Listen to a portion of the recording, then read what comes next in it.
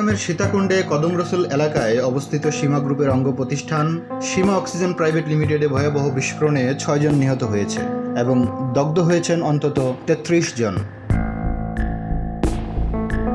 Chittagong fire সার্ভিসের উপসহকারী পরিচালক মোহাম্মদ আব্দুল হামিদ বলেন, চিটাং মেডিকেল এবং বিএসবিএস হসপিটাল এটা মিলে মোট 33 জন আহত আছে এবং 6 জন নিহত। সীতাকুণ্ড উপজেলার নির্বাহী কর্মকর্তা মোহাম্মদ শাহাদত হোসেন বলেন, এইটাকে আমি টোটালি ব্যক্তিগত তার দায় বলবো। এখানে কিন্তু আমাদের প্রায় 250-300 আমাদের ইন্ডাস্ট্রি আছে, যে যারা আহত হয়েছে তাদের প্রত্যেকের চিকিৎসা জেলা প্রশাসনের পক্ষ থেকে করা হবে।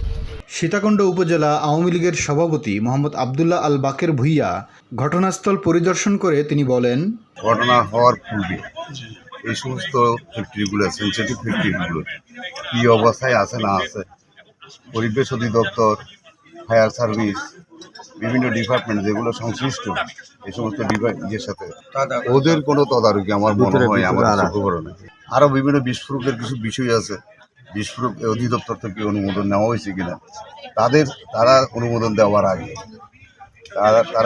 দেওয়ার আগে এই ধরনের বিস্ফোরক সংশ্লিষ্ট কারখানা করা যায় কিনা সেটা আপনার যাচাই করা হয়েছে কিনা সেটা আমাদের প্রশ্ন।